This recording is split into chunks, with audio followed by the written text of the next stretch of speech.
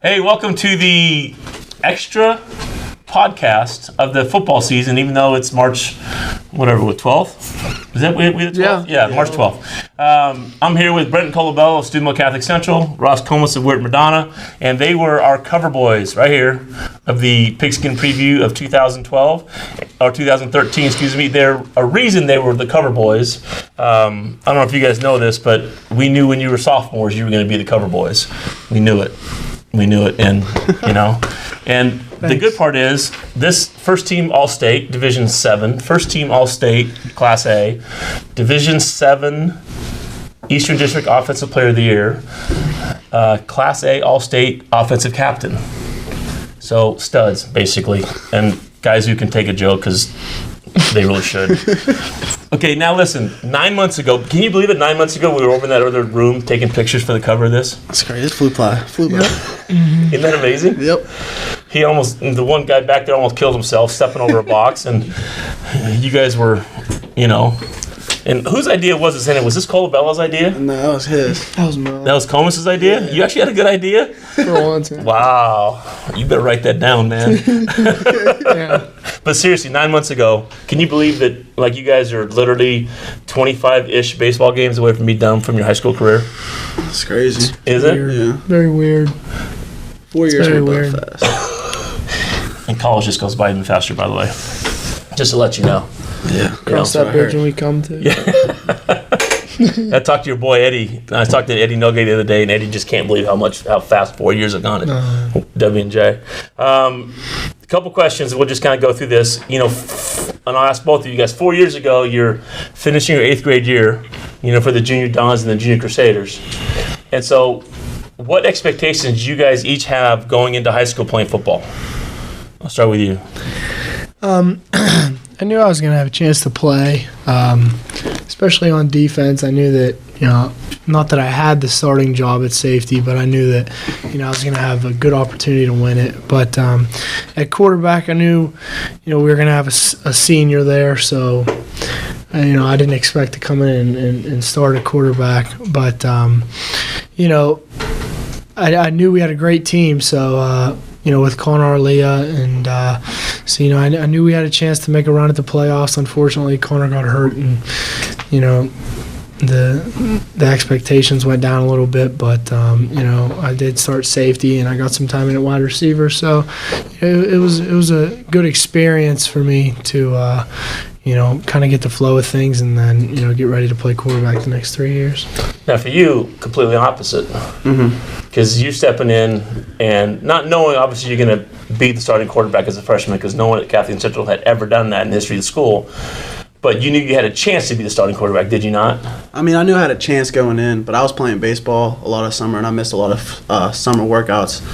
So once I got back, me and Vince Parisi battled out for it. Coach Bain and Coach Spence gave me the opportunity to start. I just kind of took it and ran with it from the second scrimmage on. Right. It was the greatest opportunity. Helped me grow from freshman to sophomore year on. So, first game, under center, how scared are you? Oh, so scared. I wasn't much scared as I was inexperienced. I had to look across and see Bo Smelly staring at me down. That first game was Bridgeport? Yeah. Congratulations on that. It was a rough one. I think the first passing play, I called the wrong play in the huddle. Really? Yeah. I called the wrong pass protection. Was that from nerves or just... No, I thought I heard it wrong. Okay, I got that. It was from nerves, probably. Deaf. You went deaf? I went deaf. Yeah, first play. First play was a quarterback run. I don't know why we ran it. I can't run. So run. Yeah, but look at it this way. You're not as quick as he is, but you've gotten faster and quicker over the 4 years. I mean, I've grown throughout my 4 years. Right. I'm still not the fastest person. Still, he needs to hit it to the wall to have a stand-up double, right? Yeah. Yeah, basically. I get triples. That's my style. Oh, my bad. As long as you don't slide. Right center's the triple. Right. Left Okay. center's the stand-up double. As long as you don't slide in the third like Pinella or Corsi or something like that, or Piz, we're good. Or especially Pinella. Yeah. See, that's not a slide in the third. That's more of a stop, drop, and roll. Is what it is. So if you've ever seen Pinella slide in the third, it's an experience you'll never forget, and you really don't want to see it. So what's your having the opportunity for you as a freshman to play only on one side of the ball, basically. and not have all the pressure to be the quarterback as a freshman, how much did it help you going into your sophomore year? I mean, just the fact you got to be able to play as a freshman, and kind of get comfortable with this whole varsity thing. Yeah, I think that was a big thing, just getting in there and getting experience with the older guys, and taking after some leaders on the team, and basically just taking notes for what I had to become as a quarterback and as a leader in the next couple years. And for you, at what point in time did you feel somewhat comfortable that year? Because you guys were 1-9, so the team was young, and he played a lot of young kids. But at what point in time did you feel like you were comfortable back there? After week 3, it was the Blair game. I said we lost in a close game. Coach Bain told me I wasn't a freshman anymore, and that kind of rang in my head. And then throughout there, I was more comfortable and better. Right. Now, obviously, you and I have talked about this a couple times, but for Coach Bain, who never plays freshmen, I'm serious, he rarely plays freshmen or starts freshmen. Yeah. But for him to say, you know what, you're my freshman, you're my starting quarterback, that says a lot. Yeah. I mean, I looked up to Coach Bain through my whole life. I've been a ball boy. My dad was coached alongside of him throughout his whole coaching career until now. Coach Bain's just a perfect role model, and I was really honored that he gave me that opportunity. And at what point in time obviously, I don't want to say scared, but did you feel like, okay, I can, I know you felt comfortable in that game, but at what point in time did you, in your mind, go, I can do this? I can really do this? It was probably after week 4, I forget who we played. Oh, week 4, it was Toronto. Okay. It was our first win. I had a pretty good game. I think I threw for over 200 yards. I had my first touchdown pass in my high school career, and then I slowly got better after that. Yeah. Now, was your sophomore year with Coach Kramer? No. Was that with Coach Taylor's first year? Uh-huh. So now you've got a new coach who you basically don't know. Seriously, right? And you, what? You're making it. But you've got a new coach, a new system, a new everything. Relax over there. I knew this was coming eventually. So now, what's it like for you with a whole new system, a whole new everything coming in? Now you're the starting quarterback. It was, I don't want to say that I was disappointed, but Coach Kramer said, he had plans for me, this and that, but when they hired a new coach, when he left, it was kind of like a shock to me. I didn't think he was going to leave. But, the first day, Coach Taylor came in and talked to us. And, the principal told me, it was then Mr. Mahalia told me that, when he was interviewing Coach Taylor and he was listening to the offense and everything that, he had to tell him, Mr. Mahalia kept saying, all I can think about is you and how how good of a career you're going to have. And, I think that was important to me and listening to that and realizing that, Coach Taylor had plans for me as well and, plans for the team. And, junior and senior year, it showed. How tough was you guys? Obviously, you have a winning tradition. Considering Coach Kramer took the team over with 15 kids and never had a losing season. So obviously, there's that winning tradition there. You watched your older brother win a state championship and on. Are we keeping you awake? Yeah. All right. You got to study later on or something? No. Oh, okay. You're a senior. Seniors don't study, but anyway. So at what point in time did you figure out your sophomore year that this is going to work? Coming into the year, I thought we were going to be really good. I did. We had a lot of athletes, big wide receivers, and we were pretty experienced as a team with the year before, a lot of guys playing that, right. Were coming up as sophomores and coming up into their senior year.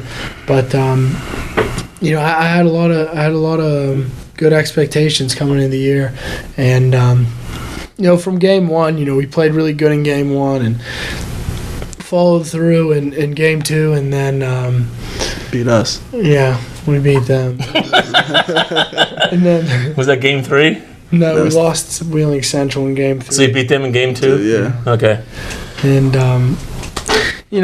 I always thought that we had a good team, but we just could never pull it together. And because didn't you get nicked up late in the year? Yeah, I had a concussion, and just a lot of injuries to the team.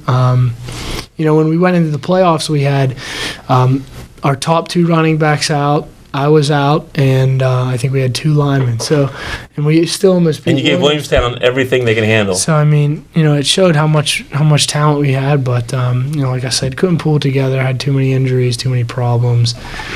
And that's how it goes. All right, that's part of the game. Now for you guys went from 1-9 to 3-7 your sophomore year. Yes. Now you had a coaching change too. Yes. Coach Bain out, Coach Daly in. So what was that like for you? I've known Coach Daly. He was on staff already. We kind of went over offense kind of freshman year that he would like, and into the sophomore year it kind of was the same thing that we talked about. It was different. Him and Coach Bain aren't the same style of coaching. Right. And, he's a great job. He's done great with the offense. We moved more to like a spread type, throw a ball every down type of offense. I liked it. I had fun with it for 3 years. He put up some numbers. But, it was sad to see Coach Bain go because he's such a legacy at Central, and he's such a great coach. Yeah. So that's pretty much it. All right, now over the, for you 4, for you 3, what's the hardest you've been hit? Freshman year, Ridgewood, big defensive tackle. Went to Michigan State, deep, squaring over the middle. And I thought I broke every rib in my body. I swear, I opened up and he put his helmet in that whole body. He was like 6'6", 250 or something like that. Just lit you up, huh? Lit me up, yeah. Hurt so bad. How about you? I'm thinking, I didn't get hit when I had my concussion. I hit the ground. Right. I want to say that. Okay. I want to say that. Yeah. The ground caused the concussion. I've been hit a lot of times, so I've seen you take some shots. Yeah, I can't think of any in particular, but you took some shots against. I've been hit. St. Mary's your first junior year. Wahama that junior year, but I know against them, my junior year, I took a lot of shots in the legs. They were really, really painful. I was getting held up, fighting for yards, and people were just diving at my knees. And that was one of those games where bunch of bruises on my legs. Yeah, and that was the game you broke your wrist, right? Yeah.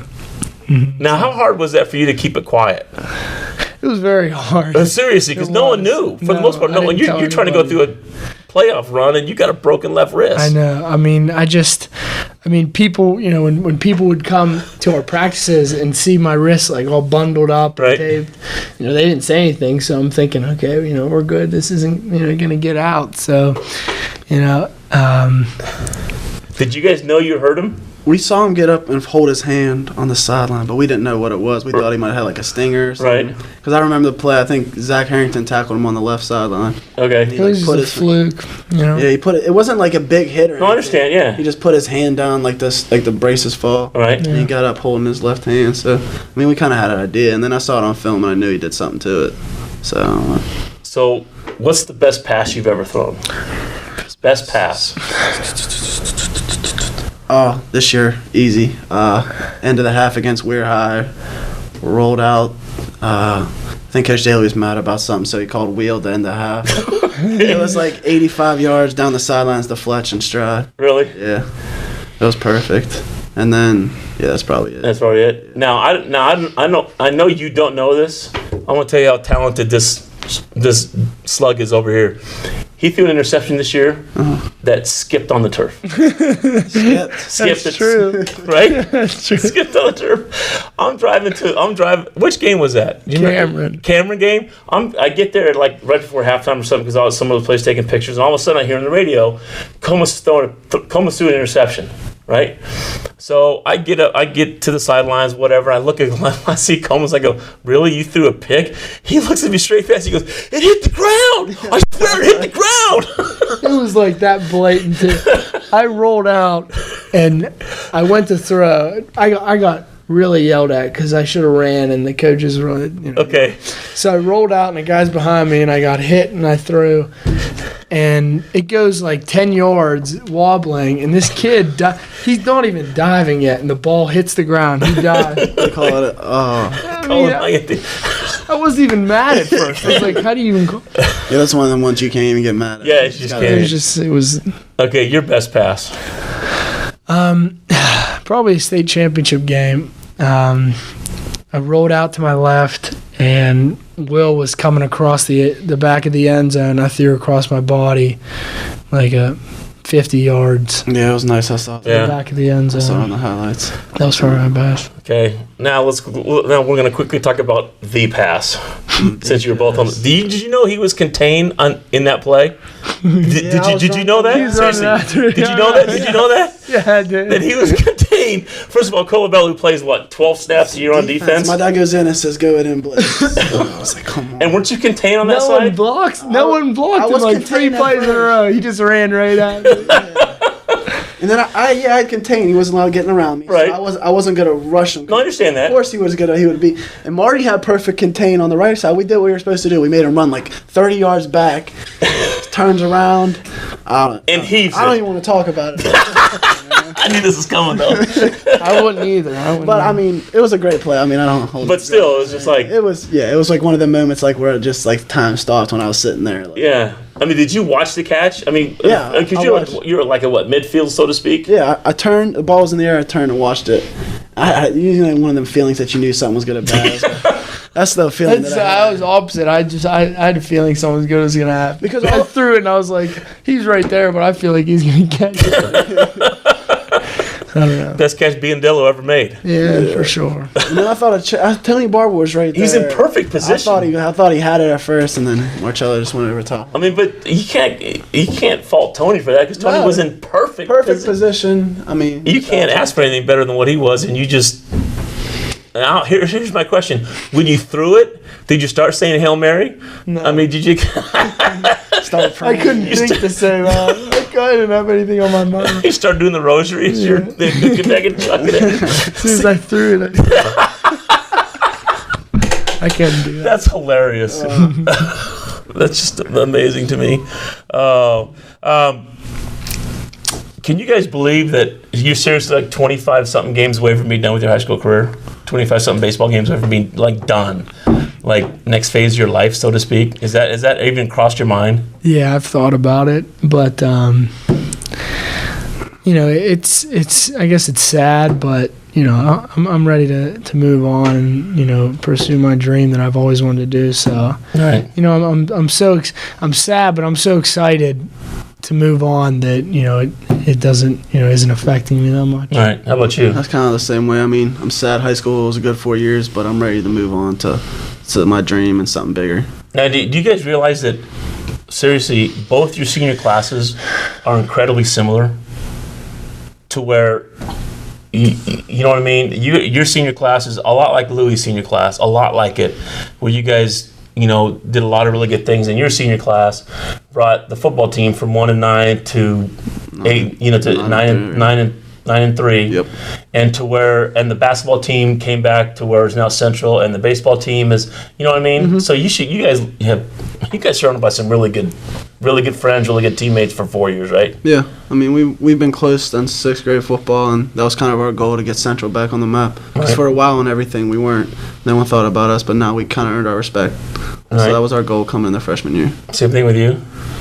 I mean, you got a role model in watching Louis do it. Yeah, it was basically just to not let it be, just that class. Right. For us to come up and carry it on, and then we are the next Louis' class. That was what we were. That's what people referred to us. We are the next, right. class that was going to win it, and fortunately, we won it, and hopefully we can match them with a baseball championship too. Now, real quick, talk to me about the nice little brotherly hug you guys had at the end of the state championship game.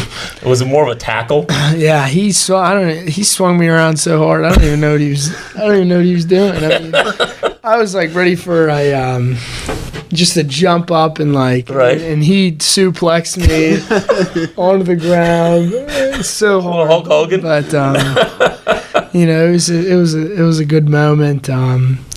I don't really remember much from that point. Like around then, I don't remember seeing things in my head, but I knew it was a great time. So yeah. Now, you're going to West Lib. Yes. Play quarterback. You're going to UMass to play quarterback.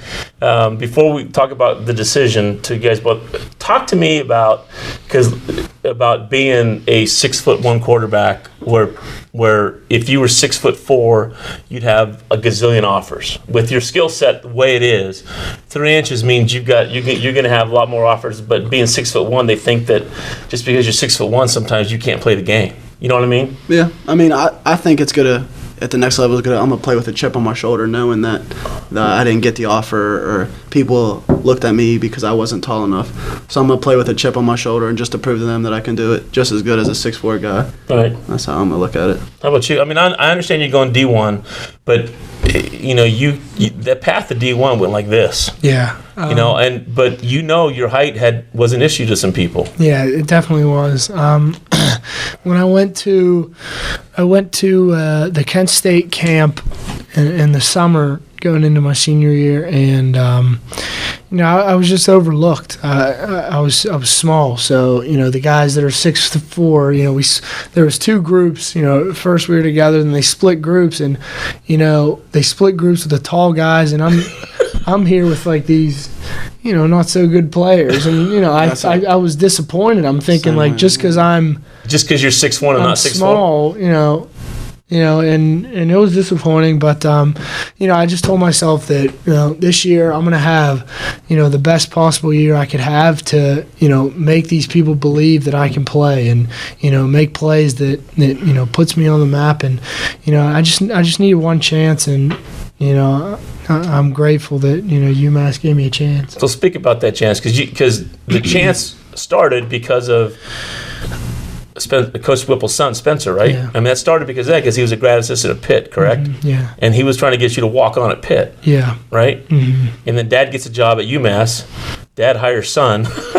Son says, "Dad, here, we need to watch this tape." Is that basically how it went? Yeah. What happened? It was funny. It was pretty cool when I heard it. But when they first called me and this and that, and then I heard Mark Whipple just got hired, and I didn't know who he was. I mean, looking back and seeing his history with the Steelers and all these teams, I'm thinking, I don't know how I didn't hear about him. But right. When I heard Whipple, the first thing that came to my mind was Coach Whipple at Pitt, and I'm like, I hope it's it's the same. I'm thinking, is it the same guy? Like, is he all of a sudden this coach? But then he talks and he says, my son was a grad assistant at Pitt, and now he's with us, and I'm like, oh, that's sweet. And then another guy gets on the phone, I think, the quarterback coach, and he said, that Coach Spencer came up to them and was like, we have this Johnny Manziel guy that we got to get. Really? Yeah, so that's what they said. And, when I heard that, I was like, this is a fit. I got to go here. So how nice was the visit? I mean, was it? It was awesome, yeah. The campus is awesome. It's all in one area. So, Amherst is like a college town. There's like 30,000 kids, so it's not small at all. So, right. And they got a great basketball team too. Absolutely, yeah. It was fun going to their game, and they're building right now a facility in the end zone, like outside the end zone of just a weight room and locker rooms and everything. It's like 50 million or something like that, and it'll be done right when I get down there, so I'm pumped. Nice. Pumped. Nice. How about you with Westlib? I mean, because did you talk to specifically D2 schools? Did you have any conversation with any D1 schools about walking on or stuff? Or no, not really. It was mostly D2, okay. Like Urbana, Fairmont State, Ashland, Ohio Dominican, okay. And then Westlib. And then once Westlib offered, I knew I was going to go there. I went down on my visit. I fell in love with their offense, spread it out, throw it around. I'm under center, though, but I like that. Zach Amidro's the new quarterback coach. He broke all the records. Yeah, he's kind of good. Yeah. I talked football with yeah, he's kind of good. I talked football with him for an hour, and I just like talking to him. He has a great mind about the game. Okay. And they're building they're adding on to their stadium, putting more stands, 3-layer press box, new scoreboard and everything. So it's gonna be real nice. Nice. How important was that being close to home? Obviously it's not the deciding factor, I understand that, but... It wasn't the deciding factor, but I'm really close with my family, and then it's only being 45 minutes away. I like that a lot about it, yeah. And I know since Lee is the toughest one in the family, and Louis can still kick your butt, and I know he can. Question. Anyway, proximity. I mean, obviously, did you care about the proximity? I mean, it's not a 40-minute drive. Don't get me wrong, but it's not exactly across the country either. Yeah. At first, I wasn't scared, but it was weird because, when I was making my decision of where I was going to go before, of course they called me, I was thinking the closer place is better because, if I need anything, I can come home or, right. And I've always wanted to stay close. But, when I think about it, it's an hour plane ride and, it's just like if I was at WVU, so it's not really a big deal to me. Cool. All right, boys. Thanks for everything. Thank you. Thanks for coming in. My pleasure. Hope you guys liked it, and we'll see you sometime in August when high school football rolls around again and they're trying to compete for a starting job. So, later.